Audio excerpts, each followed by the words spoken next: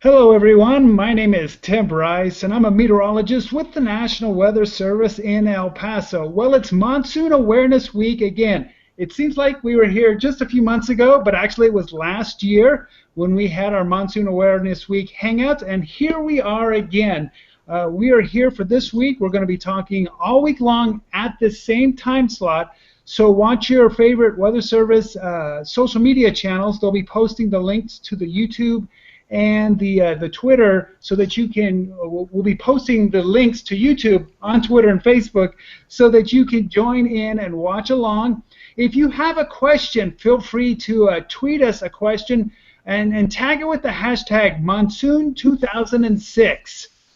And so we are just getting ready here. I see Emily has joined us from the Tucson office, but real quickly, let me run down the line here and introduce everybody who is on the video hangout today, and we'll dive right in and we'll talk about what Monsoon Awareness Week is and today's specific threat.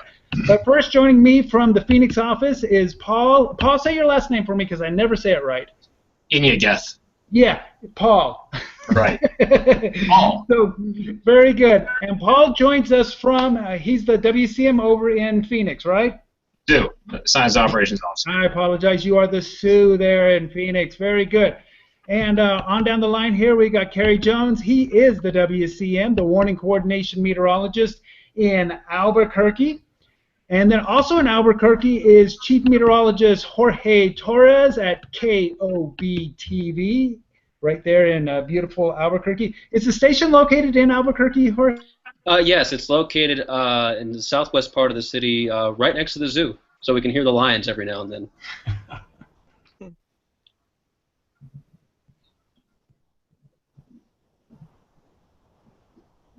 Did we lose Tim? Tim's frozen in space. Oh, no. Well, who's next on the list? How about Kerry? Did you introduce yourself? Yeah, and I see. I see Alex. Alex, are you on? Alex. I'm on. I can see you all. Okay. Alex Tardy, National Weather Service, San Diego. And I believe Emily. Yep. Hi, Emily French. I'm a forecaster in Tucson. So yeah, Paul, or I mean, we can until Tim maybe becomes unfrozen there. I don't. Let me see.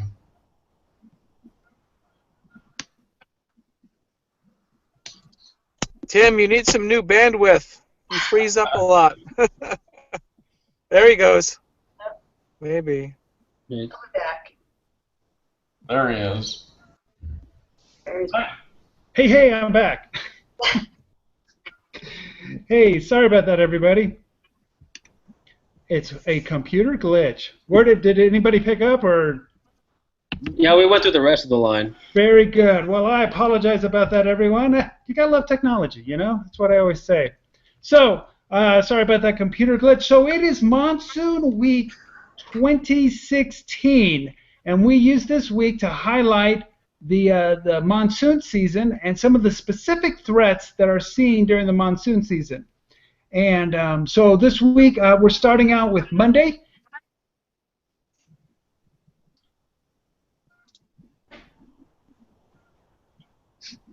We lost him again. Oh boy. He's doing it from home, isn't he? It looks like it. Yeah, Alex. I don't know what his setup is.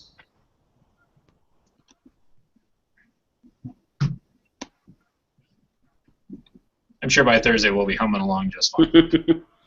Well, I know we had a few snafus last year, but overall I think the connections were pretty good.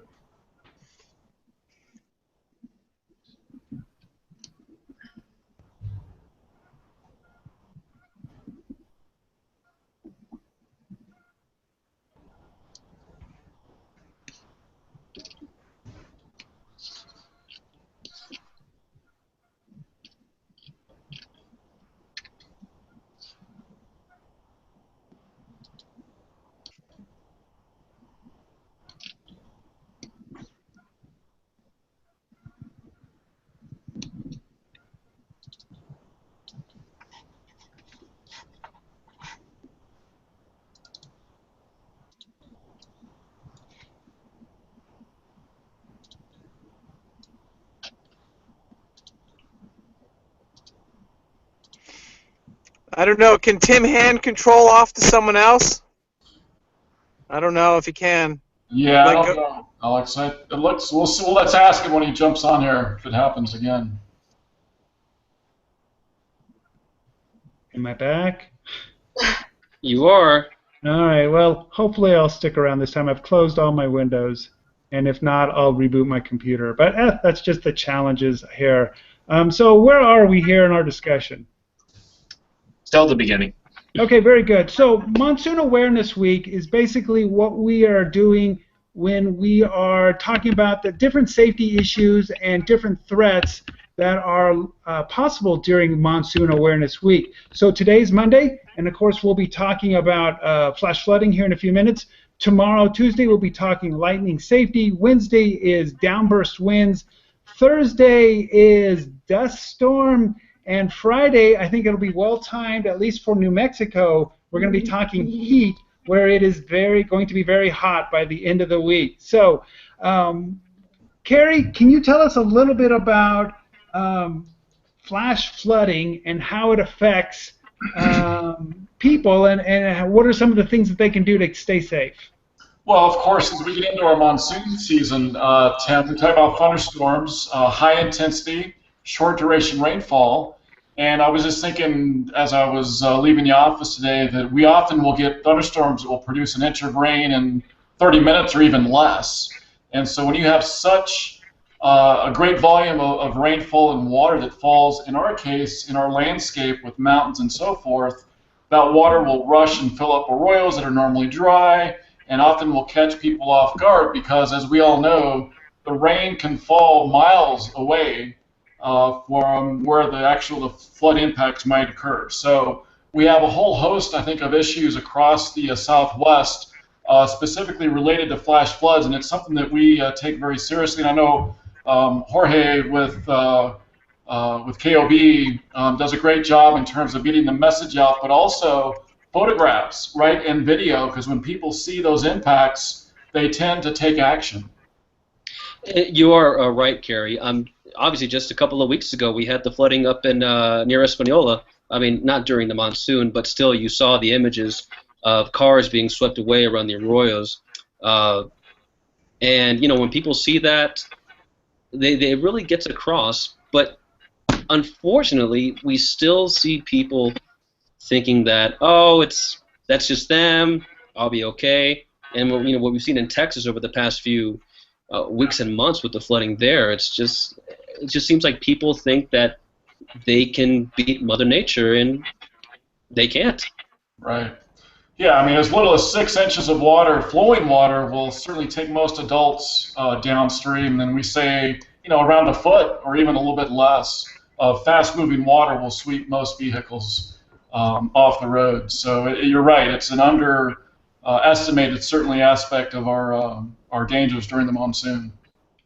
For sure. Now, if I remember right, I believe flash flooding is not the #1 killer, but it is the #2 killer of people in the United States each year.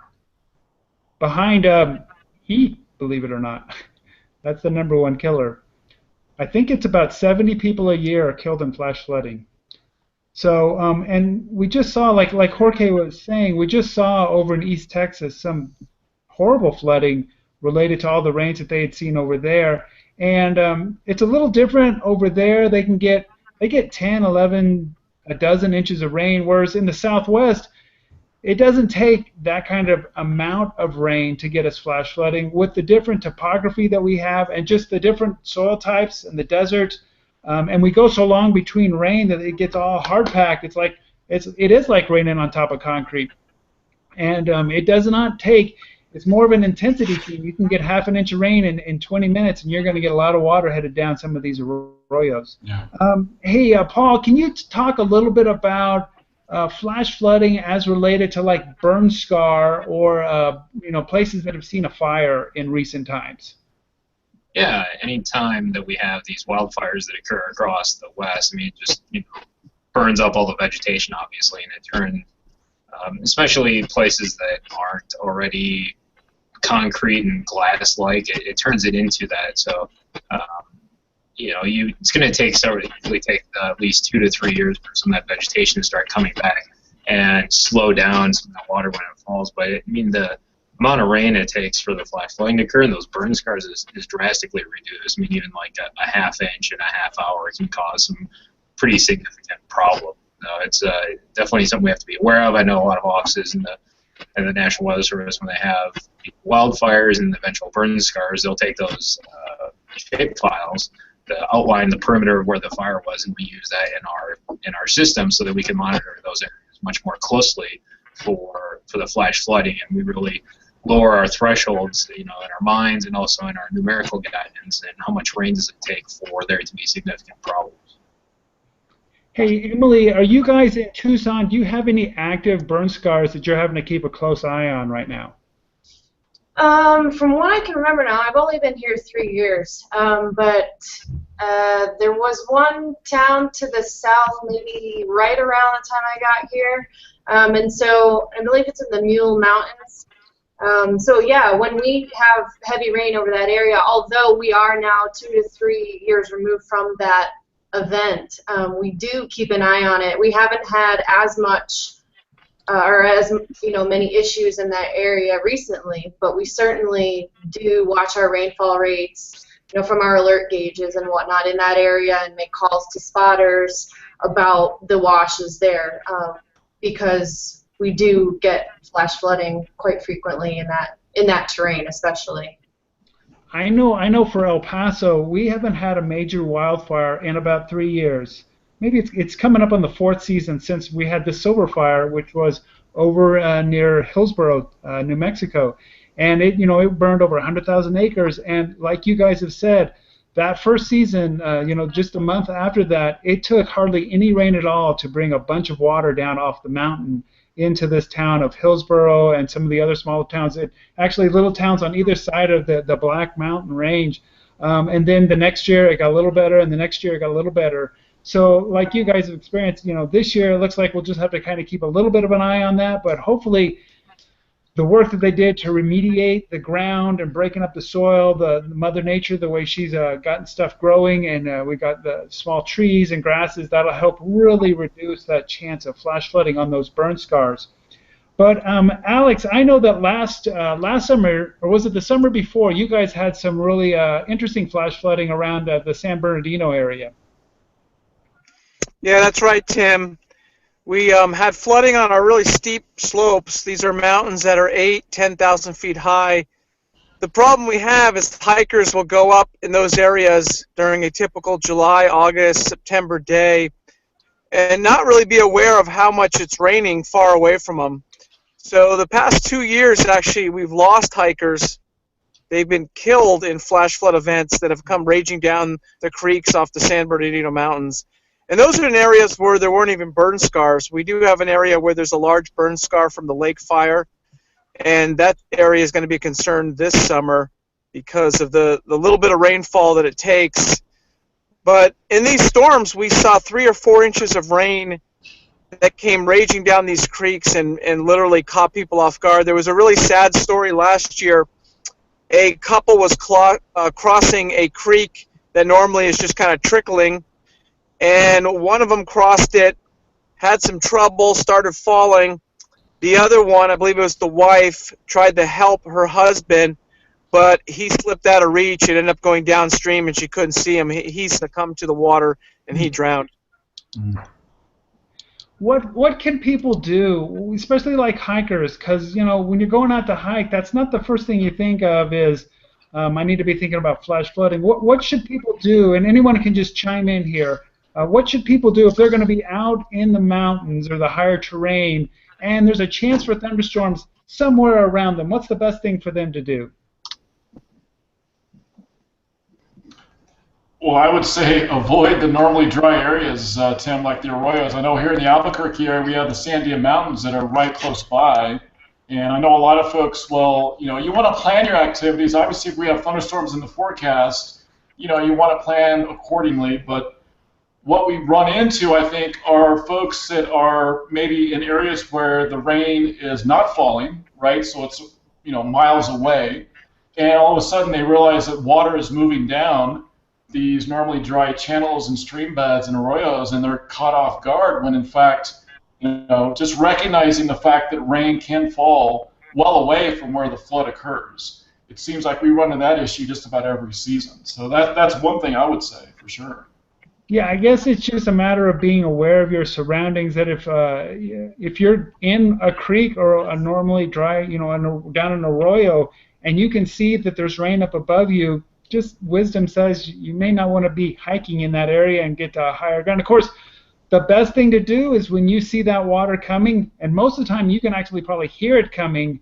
I've seen some of the videos, how they have storm chasers in the Midwest. Well, I've seen they have these flood chasers in the Southwest, and they will figure out where the rain is falling, and they'll figure out what arroyo that water is moving through, and then they get ahead of it, and it's some impressive video of that water as it's flowing along. And I don't think people, some people think that water comes down like it's going at 100 miles an hour, and it doesn't. But at the same time, it's not moving along at a crawl either. This guy was running along next to it to keep up with the flood crest.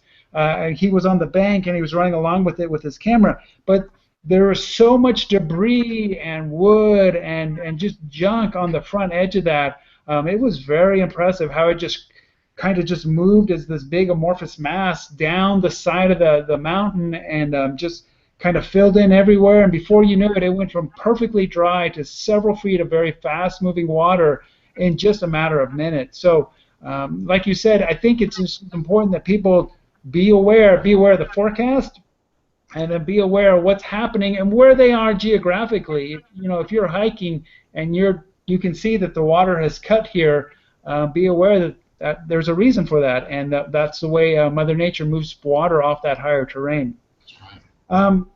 Just as a side note, what is does anybody, I know for El Paso, and I'm pretty sure the same for Albuquerque, monsoon season officially starts June 15th, but as far as I know, the monsoon flow does not look like it gets established in the next week or so. It does. Tucson, San Diego, Phoenix, did you guys see, in the forecast, do you have any kind of monsoon moisture starting to move in? I think looking just when I came on shift today, looks like we're starting to get some easterly flow set up maybe next Tuesday, Wednesday-ish time frame. It didn't look all too strong, but there's definitely hints of, the high pressure moving right into the area where it needs to be, and, some moisture trying to push up into this area. But, of course, not after we have the really big warm-up this weekend. And we were just talking a few minutes ago about how we often have that, really big warm up into the, upper, 105 to 110 or higher, and then shortly thereafter is when we start pulling that moisture northward. So we'll be keeping an eye on things toward the middle of next week, I think. And that's true. One of the keys for the North American monsoon is to develop that heat low over the Arizona region, or just right around there, to, like you said, to kind of, and what happens with the heat low is, if I remember right, is that it just gets so warm that the air gets so buoyant that it just kind of lifts, and by itself, that buoyant air, as it lifts, you got to fill in the air around the sides, and it starts to pull in moisture from the Gulf of Mexico, from the Pacific, even from northern Mexico that's got a lot of moisture in it. And as that heat low develops, it starts to swing the winds around, and that's the key to the monsoon season, is that seasonal shift in the winds, and that's what starts to pull that moisture in. Does that sound about right? Absolutely. That's what we hope to see. It's not what we saw last year. With the El Nino, we really expected things to be a little bit wetter than they were, and especially into the winter, but it just didn't happen. But the big thing we noticed last summer is we never really got into that prolonged period of easterly flow here. So I think at least seeing hints of it now is a good sign, and I'm hoping that it hangs around a little bit longer for this summer. I always have people try to guess. They try to tell me, they ask me, is it going to be a wet season? Hey, it's been real dry in the spring. Does that mean it's going to be real wet during the monsoon season? And I just tell them, and this is one of those myths. There's no correlation. But are there signals like We all talked about El Nino last year. We've clearly exited out of El Nino, which is that abnormal warming down off the coast of Peru along the equator. That has gone away, and we're kind of in between. Everyone expects us to go into La Nina. But as we transition, what are some of the signals or what are some of the effects that kind of a neutral or even a La Nina have on the region? Paul, what is your feeling that will El Nino / La Nina or that neutral state have any effect on our monsoon season, or is it just not a game player right now? I don't know. I don't think it's going to be much of a game player. You know, looking at some of the official outlook stuff from official outlooks from CPC, you know, they're not really showing much of anything for us either way. We're kind of in the transitory period where we've just come out of the really strong El Nino. We're just switching into La Nina.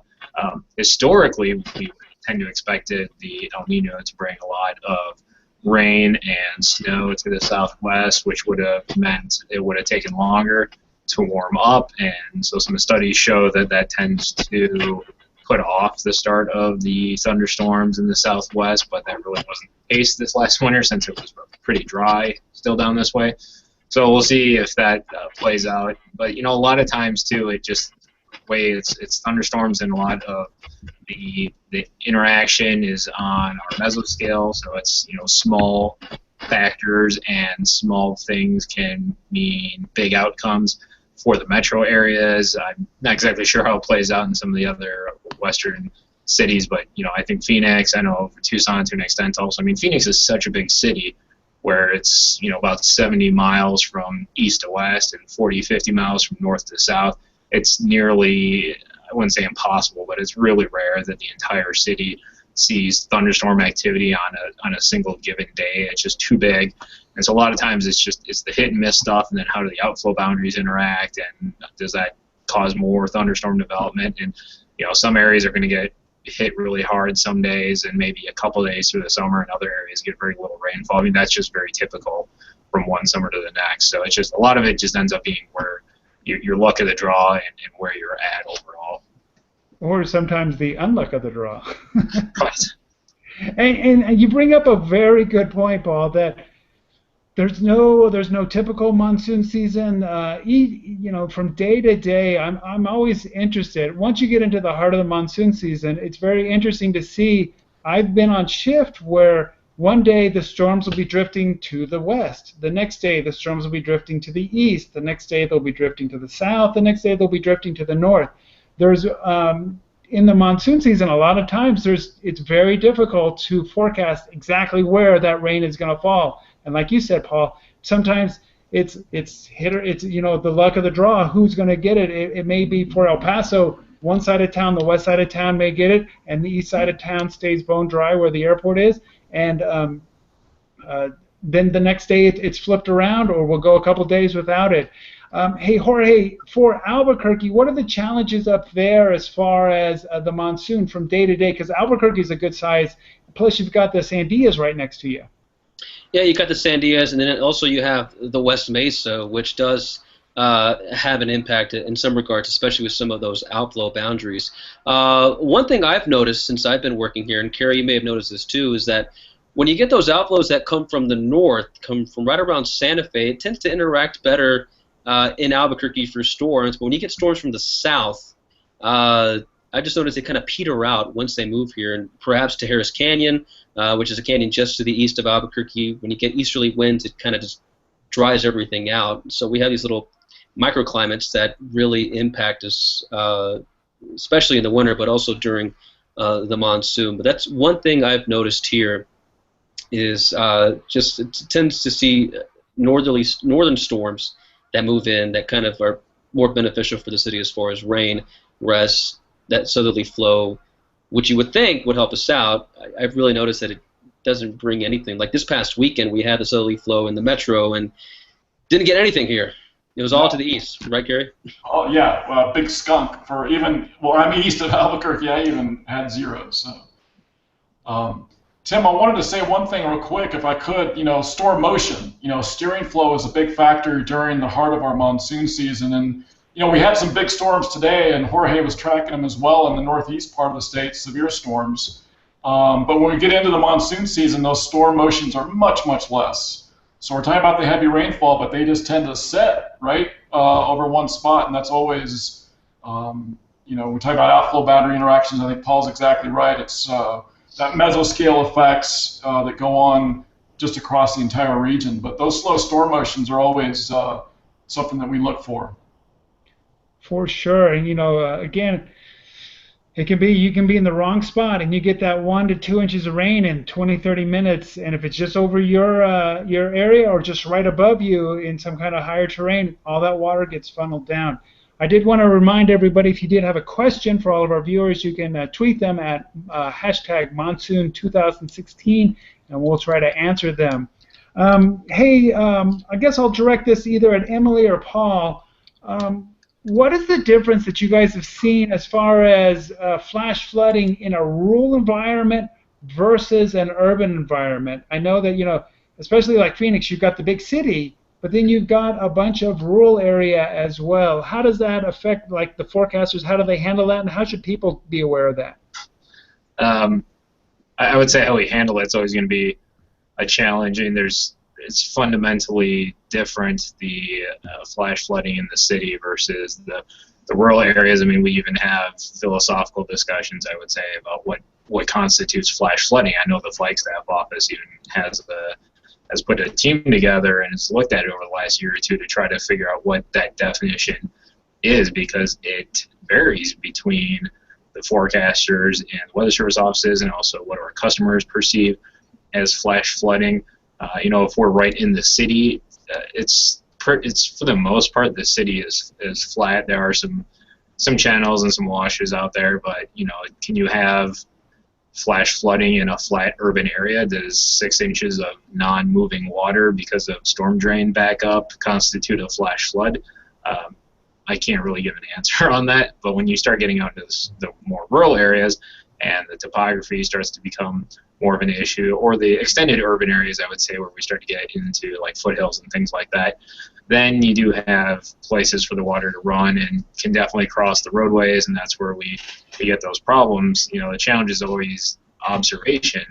We have our tools to see where it's raining and how hard, but once the water hits the ground, our observations become much more limited.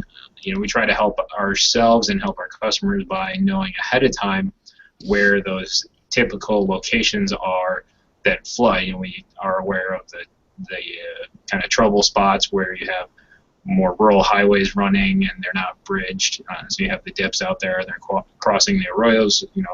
363 days a year, they're probably just fine, but a day or two every year, there are going to be some problems. So, they each present our challenges, and luckily, most of our folks here have a lot of experience with working numerous monsoon seasons, and they're well aware of these different areas and how much rain it takes to get them going. And our relationships with our customers, they can get that information from out in the field and bring it back to us, so we're aware of what's going on and can share it with everyone else again. Hey, Paul, can you, I'm going to have Emily kind of address the urban versus rural, but while she's talking, can you pull up a schematic of the rain gauge network that you guys have there in Maricopa County? I've always been impressed with the number of rain gauges that you have packed into the Phoenix metro area. But Emily, talk to everyone about how urban versus rural can be, the different rainfalls that it can take, or different issues related to that as far as flash flooding goes. Yeah, so in Tucson, we're similar to Phoenix, but I would have to say that I think, at least in our urban areas, we have more, and I'm not very familiar with Phoenix's area, but we do have several spots within the city that we have had flash flood deaths. So, and we know that when we hear them from spotters, or we see something on the news about this wash and that wash, that people have died there, and those are kind of trouble spots. So we're always keeping an eye on those locations, especially even when the rainfall might not be as much. And I think that Tucson is, our major hub, and then we've got, Douglas and Nogales. And down in Nogales, we have a lot of problems as well. It might be a little bit less urban, but we're also worried there about the water actually coming over from Mexico, right, because the Nogales wash flows south to north. So a lot of times that flash flooding can sneak up on us. We're beam blocked there, and we really, especially in rural areas, I have to say we rely on our spotters very heavily. I think the other problem we sometimes have in rural areas is that people have lived there a long time, and they have this notion that, the wash is flooded so many times before, and they've driven through it so many times, and, it only takes that one time for someone to misjudge how deep the water is, how fast it's running. You don't know if the road's there, if there's sand there that you're going to get stuck in. And I think that is definitely one of the challenges, in our rural areas, is people underestimating, or they think that, oh, I've lived here for so long, I've done it 1,000 times. What's 1,001? And that's when they get caught. Definitely. Now, you guys work with the Mexican authorities down there in Nogales, right, to help you get a kind of an idea when the water's on its way? I want to say maybe last year we were in touch with Mexico, but the USGS does have a relationship with Mexico, and so they do have a few alert gauges on the other side of the border, and so we definitely monitor those very closely, just to see, if they've had a lot of rain and what that could potentially do when it gets on the, comes over to the other side. We've seen some devastating flooding in Nogales, Sonora. And then, I think it was maybe 2 years ago, they actually had to close the port of entry due to flash flooding. So, it just depends. And again, the beam blockage there makes it really tough. But thankfully, we have some really good spotters that will call us, and let us know when, the water's starting to come up, so that, we can alert the proper authorities to get people out of there. And now, when you're talking about beam blockage, I want to be clear for the people out there. You're talking about the radar, and the radar, that's just basically where the radar can't see, or it's blocked by a mountain or something, and so you can't get the information you need off of the radar there. Yes, yep. Amazingly, there are two other, kind of city centers other than Tucson, or two of, the 3 or 4, Nogales and then Douglas, which are both close to the international border. We really have limited radar coverage in both of those areas. I'd say in all, our CWA is probably about a third beam blocked. So we struggle in not having access, although I have been told that they are working to get access for us to the Mexican radar so that we can use that through MRMS. Oh. So that's really nice. I know up north they're doing that along the Canadian border. So the MRMS is working along the Canadian border. So I've been told, and I don't know what the timeline is, that they're trying to get us, working with Mexico. So that would really help. Of course, the MRMS stands for Multi-Radar, Multi-Sensor, which is a new program the Weather Service has been working to develop, so that you don't rely just on one radar, or one sensor. They have a program where they actually combine those together, and it kind of gives you a mosaic of what's going on. Yes. Yeah. So we're really excited about that if it comes to fruition. Very good. I hope it does, because we're the same way. We have good coverage for part of our sweep through northern Mexico, but it would be great to have a little further south to know what's headed up in our way. Hey, Paul, were you able to find that map of your rain gauges? Yeah. Let me share part of my screen here. Oh, good. It's just coming. I don't know. So here, I was trying to retrieve for the last monsoon, but it's just giving me the last 7 days here. So this is the flood control district for Maricopa County, and it operates a network here of approximately 320 rainfall gauges. So everywhere these little plus signs are, there's a rain gauge there. So it's quite an extensive network. This started back in 1982, I want to say, or so, and they've been adding ever since. So they have all the rainfall gauges, and you see it extends beyond Maricopa County too, because there's obviously rain up at the mountains, and that flows down into the city. There's also, let me show this here quick too. Another thing we do is, I set this up a number of years ago, where we take the rainfall data from the flood control district and all these gauges and kind of do an averaging of all of them, because we have, of course, our official gauge, which is at the airport near the center of the city, but because of the high degree of variability, there can be times where some part of the city gets plastered with rain and it doesn't rain at the airport at all, or vice versa. So at least some way to try to get a handle on what was the average rainfall across the city. We have this tool that runs on a daily basis and does that for us, and we've constructed that index back to 1998.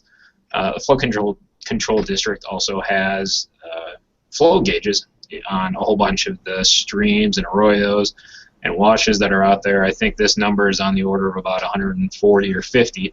So there's a lot of data there that we can be looking at as well, and that tells us what's going on. And I know we were just talking about kind of this technology we're looking at too.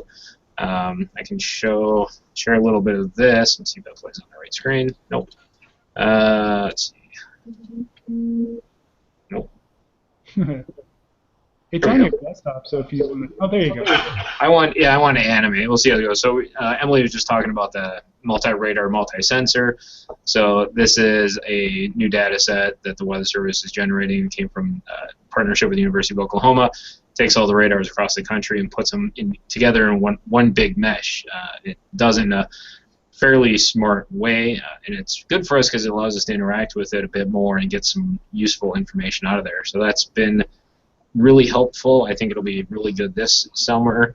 Something it feeds into that we can use is another data set here called FLASH. So that's Flooded Locations and Simulated Hydrographs Project. This is another University of Oklahoma tool. What it does is takes that radar data, and based on the radar data, tries to figure out how much rain fell and where did it fall.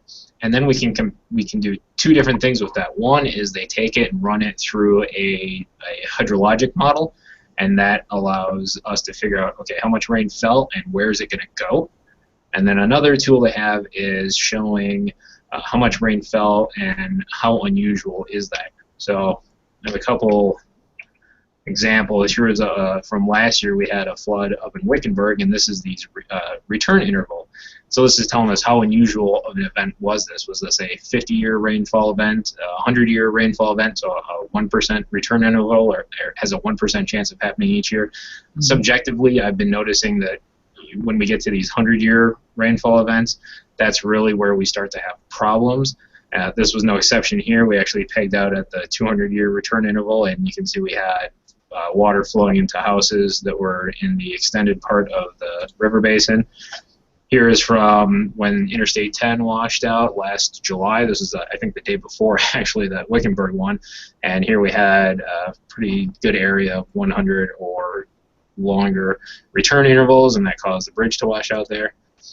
It was back in 2014 where we had a big area just to the north of the city that was 100-year or higher return interval, and that caused the Cape Creek, I believe it was, to overflow its banks, and we had water running down Interstate 17.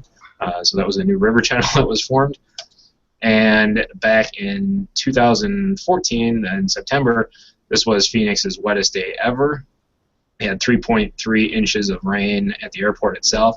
You can see just right over the urban area, we had 25 to 100-year return interval, and that caused lots of flooding. I mean, just standing water mostly, but just lots and lots of water everywhere. So these tools are going to be, I think, really helpful for us to identify where are we getting too much water, and is going to really help us out with our flash flood warnings in this summer and subsequent years. Hey, Paul, let me ask you, is like the alert gauge information, is that available for the public to view? Yes, absolutely. If they just Google flood control Maricopa, it should come up. So there's their website there. I think just fcd.maricopa.gov will take you to that website. We'll take you to their website, and you can get it from there. So we look at it online in real time in our operational use. Okay, and then for the MRMS information, is that also available for the public if somebody wanted to look at some of that? Maybe not the way we would use it on our Right. To an extent, it is. To an extent it is, but not necessarily a great way to use. The flash data is available online. That's flash.ou.edu. And that is real-time information, or as real-time as they can make it, right? Right. There's a little bit of the MRMS data actually runs pretty good, and it's kind of surprising how well it runs. Because you got to remember, it's taking radar data from 150 radars across the country, putting it all in one computer and processing that into one big data set, and then pushing it back out. And it's doing that every 2 minutes, so there's not really a big latency there. With the flash data, they are then taking that MRMS data and running it through their hydro model, and so there's going to be a latency of about 10 to 15 minutes on that, but they're doing a lot of processing with it. But I mean, it's much better information than we had even in the last 2 years ago. I don't want to get too geeky, but as far as that, that flash data could be kind of a change of how the forecasters in the weather office kind of look at flash flooding information. And maybe some Carrie or Jorge or Emily could chime in, because instead of looking for 2 inches of rain in an hour, you're looking for a 1% return event or a 100-year return event, and that's your cue for issuing a flash flood warning or something like that. So very interesting where this could go from here. As far as it could be like a paradigm shift, and I hesitate to use that word. I don't like to use that word, but it could be a change for us how we actually interact with our hydrologic information. I think it really is, honestly. I mean, if you look at a lot of our other data sets we have also, it's about contextualizing the information. An inch of rain in an hour in South Texas is going to be totally different than an inch of rain in Phoenix and an inch of rain in upstate New York.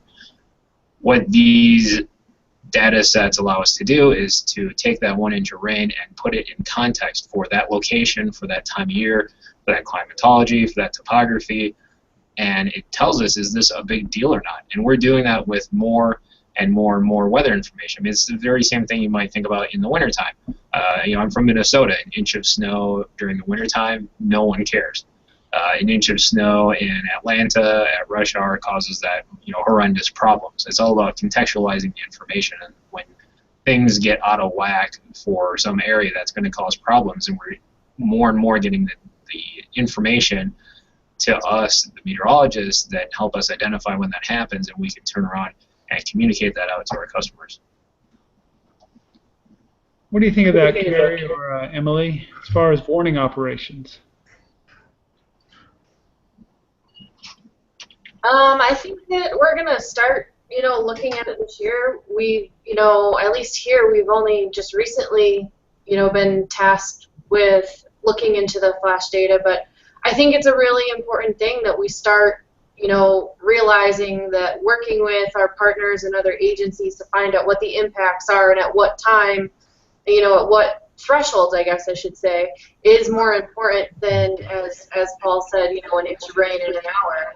The impacts part is where, we're headed, and I think that's what's going to help us save lives, in the future. Very true.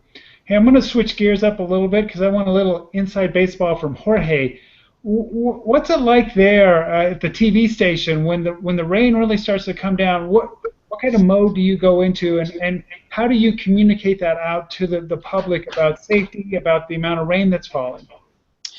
Well, in those type of events, what I like to do is obviously show rainfall rates, show how much rain has fallen in a certain location, and also show photos. For me and for other broadcast meteorologists, to be able to see what is happening clearly presents the message to the viewer.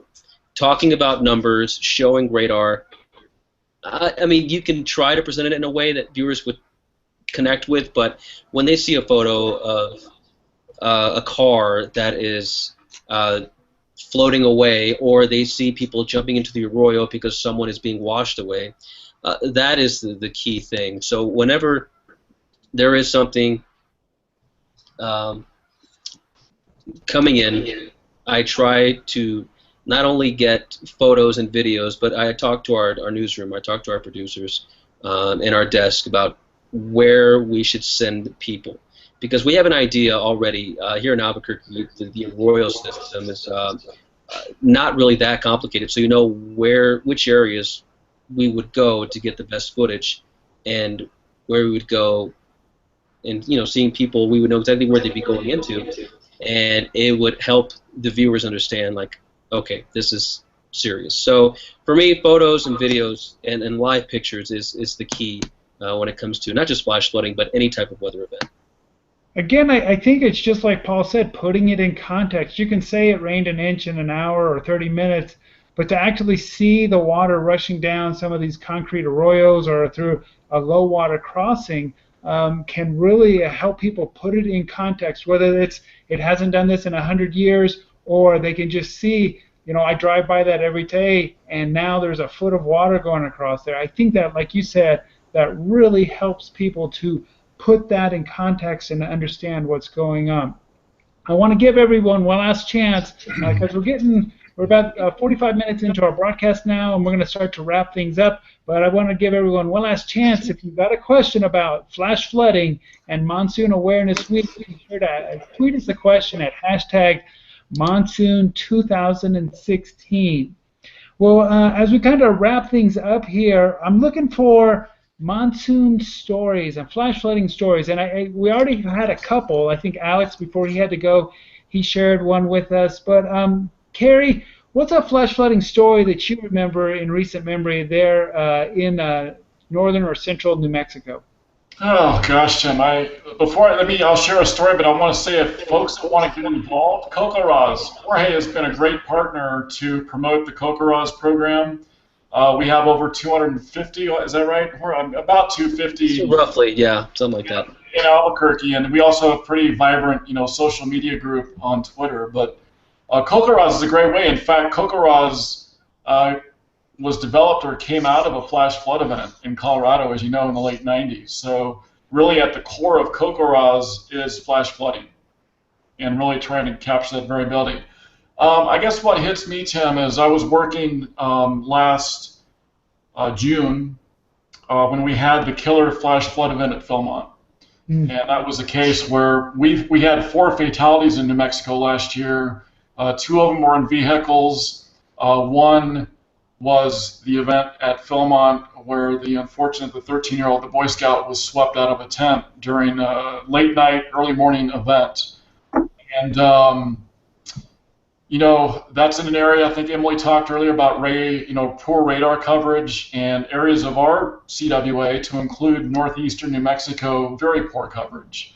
And so we do rely heavily on spotters, we do rely heavily on those ground truth reports, but we haven't really talked too much about late night events that if they hit at 3, 4 in the morning, Jorge's not at Channel 4 typically putting the warnings out at 3 in the morning, so having a weather radio, having some ways to get that information is absolutely critical.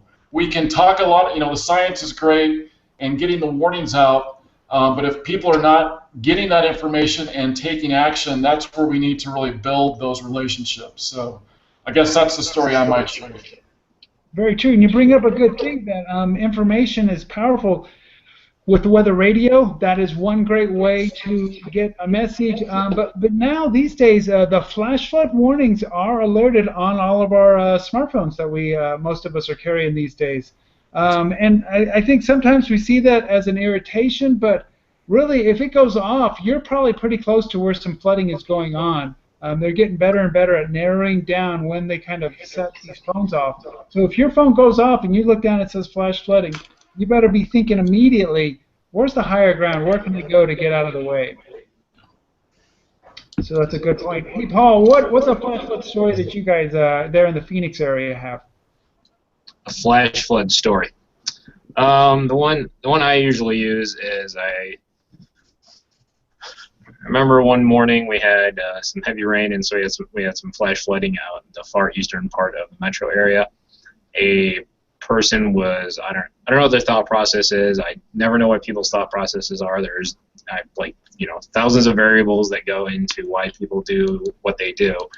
But a driver came up on a flooded road. A large pickup truck in front of the driver went across the flooded roadway and made it out. And so the person in their passenger car thought they could make it, and so they drove into it. Halfway in, the car started floating down the wash, and this was all being captured by a morning news chopper. And so they started to float down the river and wash. Luckily for them, there was a pedestrian bridge just a bit downstream, and the front of their car actually wedged in front of it. A man ran out onto the bridge to try to help them. It turns out it was a woman and her daughter that were inside the car, and they were able to get out okay. So luckily for them, it turned out fine. The interesting aspect of it is that, you know, this video got a lot of play, and the woman was invited to appear on the Ellen show, I think the next week or so. So she went on the Ellen show, and not only did she get that, but she was also rewarded with a brand new car from the Ellen show. So a bad decision on her part, but I guess the reward for some stupidity. Now, remind me, and I think the same thing in Mexico as in Arizona, but if it's posted road closed because of flooding and you drive around that, are there significant issue? I mean, are there laws in place that you can be actually prosecuted if you do that? Yeah, there's the stupid motorist law. I believe that's a state law. You have to drive around barricades. If it's not barricaded, then there's not necessarily any, you're not breaking the law. But if it's barricades up saying this road's closed and you drive around that, you can be stuck with the bill for the first responders coming to rescue you, which I'm sure could be significant. Right. I mean, because when you drive around those barricades, not only do you put yourself at risk, for death and property damage, but though you put at risk the first responders who are trying they're just doing their job, and it's their job to go out and do that, but you're putting them at definite risk that they have to, they would have been high and dry and nice at the fire station or whatever, but now they have to go out and be lowered by a helicopter or wade out into waist-high, fast-moving water to get to you. So, whenever you see those barricades up and this signs that say, turn around, don't drown, do it, because not only are you putting yourself at risk, you're putting everybody else in your vehicle at risk, and you're also putting those first responders at risk. It's just not a good idea. I try to, again, when people are making these decisions, there's so many variables that go into that decision-making process, and it's easy for us to sit back and kind of scoff and with the stupid motorist law that they have here in Arizona. But I think of another story that happened several years ago. It was a wintertime flooding event, but we had a lot of heavy rain, and there was flooding north of the Phoenix area. There was a family that at their house they had to cross a normally dry wash to get out from their house into civilization.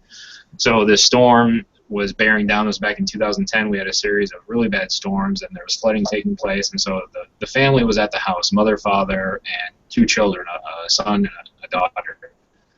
During the storm, the son got very ill, and the family made a decision that the kid's health is put him at serious risk here. We need to get out. They determined that risk was higher than the risk of crossing the flooded road that they had to go through. So the father and the family got in the truck, and they attempted to drive across. As they got through, the vehicle got stuck, and so now they were stuck in the car. The mother and daughter the family climbs into the back of the truck. At one point here, the people started coming on the sides of the shore and were able to help the mom and the little girl get off, but the dad and the boy were stuck in the back of the truck, and the water was getting higher and higher. And they couldn't do an air rescue in this situation because the winds were gusting 60, 70 miles an hour. So, it ended up being this father and his son were clinging to the back of the truck, and they were there for an hour and a half before finally the father's energy gave out and they washed downstream. The father ended up washing up on a shore somewhere, but they found the boy's body later on several miles down, and he had died. So, it's a very sad situation. But you think about it, you know, all the variables that go into this decision process that people make. You know, we don't know. We're not in their shoes. We don't know what's taking place when they make those decisions. Hopefully, we're giving them the information they need to make the right decision. But even in those situations, sometimes, you know, our ideas of don't drive in there are going to be trumped by something else. Hopefully, you know, a very rare situation like that, people will heed of waiting or finding another way. Right. I know for El Paso, and I'll get to you here in just a second, Emily, but he brought up a memory that I had back in 2006. We had a real heavy rain in the Black Mountain Range, and it flooded a known low water crossing, a Highway 27 between Hillsborough and Lake Valley. And it's a known, there's low water crossings all along this road, and this one arroyo just flooded. And there was a rancher, a lady rancher, and she was, you know, to get places in rural, I'm sure rural Arizona's the same thing, and but rural New Mexico, you got to drive a long way to get places. And she had gone to like the grocery store in Truth or Consequences, or even Albuquerque, and was coming home, and she had to drive down this road, and she got within a mile of her house, and there was this wall of water going across the road, and she had to choose between trying to drive across that or driving an hour and a half out of her way all the way back around to come at her home another way. And she actually chose to turn around and went and did the safe thing and drove all the way around just to be safe, because she just thought it was wiser to do. It wasn't worth a bag of groceries to drive across that flooded roadway. So, you know, I know that some people get frustrated when people drive around these barriers, but I do think our message of turn around, don't drown is getting out there. Hey, Emily, what's a flash flooding story from the Tucson area? Yeah, so actually it's the photo behind me, and I've got just this photo and then a little slide on the information. I'll do a little screen share for you guys. So this actually happened last year in September, and the sad story is that this woman had left her home. She had gone to a friend's house who was ill to bring her some groceries, and told her friend, hey, you know, it's raining, I have to get home before the wash floods. So she knew that this wash was between her friend's house and her home, and that it floods, and she tried to do the right thing by leaving early and trying to get home, and unfortunately, you know, this is just one of the times that she didn't make it, and you know, just really sad that, you know, this happened. So the vehicle they found a half-mile down the wash away from the roadway, but they actually did not find her body until almost 2 months later. So this happened in the middle of September, so it was more than that, 2.5 months later. So yeah, it happened the middle of September, but they didn't find her until December. So really sad story. Someone actually knowing, you know, what the risk was, trying to do the right thing, get home before she couldn't, but you know, unfortunately just made a poor decision, and you know, this, you know, unfortunate, very, very, very sad. It is very sad, but we see it. I know from a forecaster point of view, it gets very frustrating, because it seems like every time you get a big flash flood, somebody does something stupid like this, and or just not. I guess Paul's right. You know, we just don't know what's going through their mind, and there's so many issues that they just make a poor decision. But it is very frustrating when you do all you can, you try to educate everyone, you talk about the impacts, and yet someone makes a poor decision and ends up in just a situation like that. It's just very frustrating and sad. Hey, Jorge, real quick, do you got a story for us? And then we'll wrap up with Carrie kind of going over some safety tips again. Yeah, my flash flooding story happened in July of 2013, July 26. Carrie, you probably remember this. The famous storm that rolled through the city from the north, 89-mile-an-hour wind gust, destroyed numerous trees, but also caused significant flooding, especially in downtown Albuquerque, where numerous cars from Central Avenue, Route 66, towards Broadway, this is in the heart of downtown, were floating. Water just inundated that area, and we had numerous water rescues and just watching it. And that was actually my I'd probably been here for about a month, and I was filling in that night and just going wall to wall and just seeing the images and seeing the videos of cars and then trucks floating like little buoys right there in the middle of the city. I don't recall if anybody was killed. I don't remember hearing that, but that's probably the story I recall. Philmont, I do remember that one very well too. And then last year, we had a storm hit at the end of September that just dumped a lot of rain here in the city, and one person actually did get swept away in the arroyo, and they did pass away. So, but that one in July of 2013 is the one that sticks to my mind. Wow. Well, it's been an hour. I want to thank everybody who has joined us for this broadcast for the first day of Monsoon Awareness. We'll wrap things up. I want Carrie again to just stress, go over some of the safety tips for people when flash flooding occurs, whether it's in a rural or an urban environment. Carrie, what should people do? Well, we want them to remember, turn around, don't drown. We've talked about it for the last 30 to 45 minutes. I mean, knowing the forecast, knowing the conditions, knowing the situation you were in, I think it's a good point that you made earlier, Tim, and actually the event that Jorge mentioned, we put out flash flood warnings for that event, and if not for those cell phone alerts, a lot of folks got notified through that wireless emergency alerts.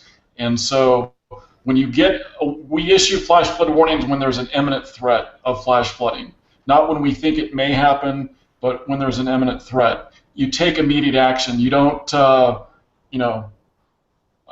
wait and kind of, look around and see, well, maybe or maybe not. You take immediate action. You turn around, you don't drown. And of course, you heed all the advice of local authorities. You mentioned, blockades. You don't drive around blockades. Those are there for a reason. We have that. That's a huge problem that we have every monsoon season. So, and the other thing I would say is that to all the folks that are listening to this, we have great partnerships with our media, and so without them, getting that message out would be much more difficult. And so it truly is a partnership. We're here in terms of public safety and trying to save lives, and I think that's the message that I would leave folks with. Turn around, don't drown, and heed warnings. Very true. And of course, people, like you said before, they can help us with CocoRahs, and you had that the web address, which is www.cocorahs.org. They can report their rainfall data. They can look at all of our web pages, have the radar on them. They can use that. All of our phones, mostly smartphones, you can get a radar app on your phone to just be aware. Take responsibility for yourself. Be aware of the forecast. If you're going hiking, know if it's going to rain, if there's thunderstorms in the forecast, and then be aware if it's raining up above you to get to higher ground. And one of the things I remember in some of the Colorado floods back in the 70s, people made a choice of staying in their cars. They didn't want to get wet. Instead of getting out and getting wet, they got washed away. And Eve Grunfest up in Colorado, she says, "You're better wet than dead." And that's the way it should be. That don't worry about your car, don't worry about your house. Get to higher ground when you start to see that water come up. So, like Carrie said, that's what I'd like to leave everybody with. Well, I want to thank everybody for joining us today. Today was day 1 of a monsoon awareness. Actually, it's day 2. We started on Sunday, but this will be the first highlight day. Tomorrow, we'll join us at the same time, and we'll be tweeting and Facebooking the link to YouTube, so you can join us as we'll be talking about lightning, which is my favorite subject, and lightning safety. So be sure to join us tomorrow. Again, I want to thank Harry Jones and Jorge Torres up in Albuquerque. Jorge's there at KOB-TV. I want to thank Emily over in Tucson. We also had Alex over in San Diego and Paul in Phoenix. So it's been a great discussion. I want to thank everybody for joining us, and everyone stay safe and have a great night.